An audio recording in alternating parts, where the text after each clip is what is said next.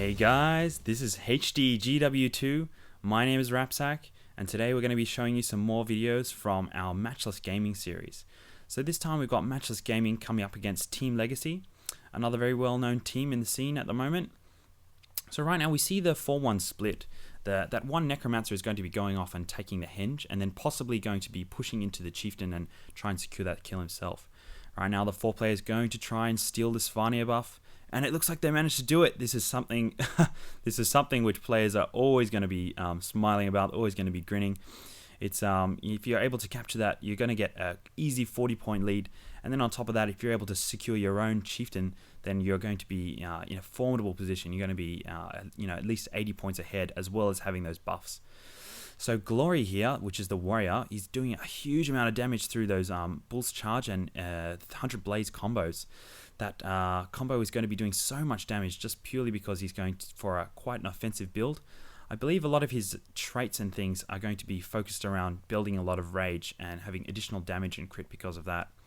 I say this because he does have the Signet of Rage as his elite skill. This is going to allow you to generate adrenaline as you're in combat, so it's going to be a great way for passively increasing all of his offensive capabilities. So we do see a lot of damage coming down. That Bull's Charge, 100 Blaze combo, very popular, doing a lot of damage. A lot of players have been complaining that the Warriors are quite an imbalanced class and doing a little bit more damage than they should be doing.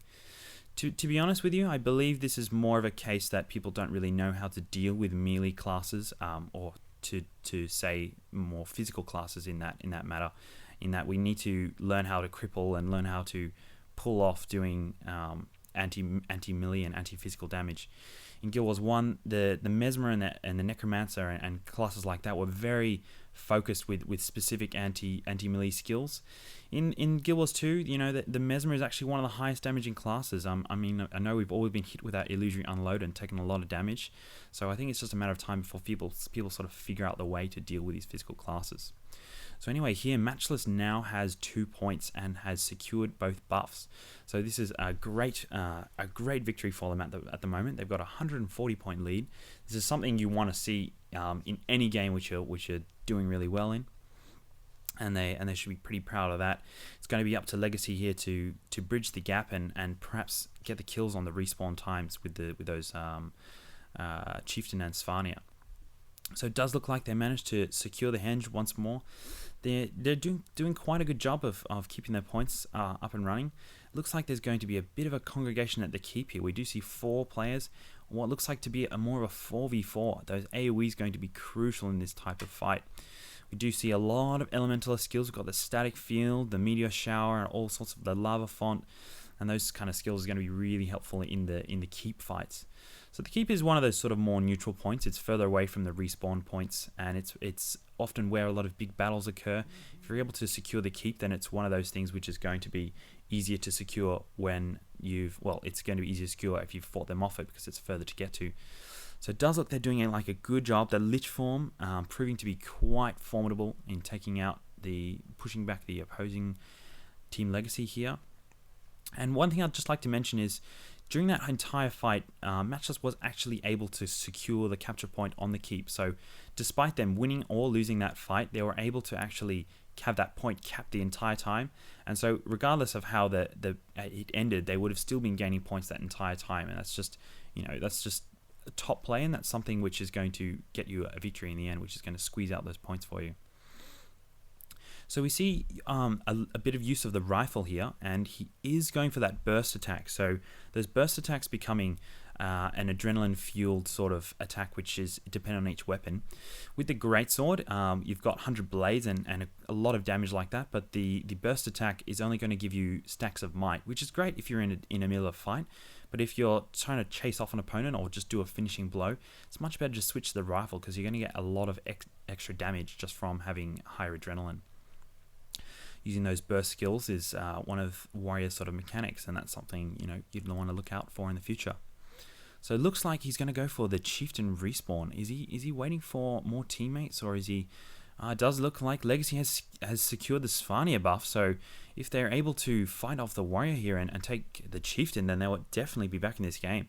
So it does look like it's a bit of a 2v1. The Mesmer and the the Thief and now a Ranger going to be doing a lot of damage to Glory. He's not going to be able to hold on.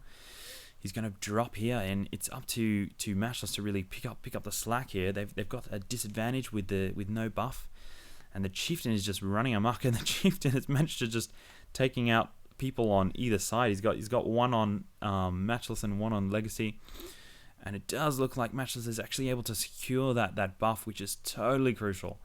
Even that the Glory the Warrior using his Vengeance to stay alive a little bit longer just to secure that kill on the Chieftain. So crucial, because even if you're going to lose a player or two, you're still going to be ahead with that 40-point lead, not to mention having that buff for your team and denying that buff for the enemy team. So that was a great play, and it's just these one great play after another which has pushed Matchless into the lead here. So Legacy's been doing a great job of holding off the capture points. It's been pretty much one point contested each, or 1 point contested and 1 point each for both these teams. So they have been doing a great job. They've just been a little unlucky with the Chieftain and the Svanir snipes. It does look like Mesmer going to take a lot of damage there. Again, those Scholar classes just taking so much damage from these physical classes. I guess it's something to be expected, but it's going to be something that's going to have to evolve in the future. So it does look like it's a little bit unsalvageable for Team Legacy at the moment. They were doing a great job fighting. I feel like they lost a little bit too many players. The Warrior and the Mesmer on this team just being able to dish out the damage and really drop enemies fast. So we're still got a minor skirmish up here. It looks like it's a Mesmer versus the Warrior. What are we going to see? We've seen a lot of damage from the 100 Blades. And the point is being captured by Matchless here. It does look like they're just going to be fighting out till the very last second, using that rifle butt to just keep him out of the circle for as long as he can, even though he goes down. But there is the W for Matchless. So all round, just a really flawless game for Matchless. Team Legacy doing really great as well, but just a little bit unlucky with those boss kills and just losing a couple too many players along the way. So anyway, guys, I hope you enjoyed this cast, and remember to check out our channel, leave me some feedback how you thought it went, and remember to stay tuned.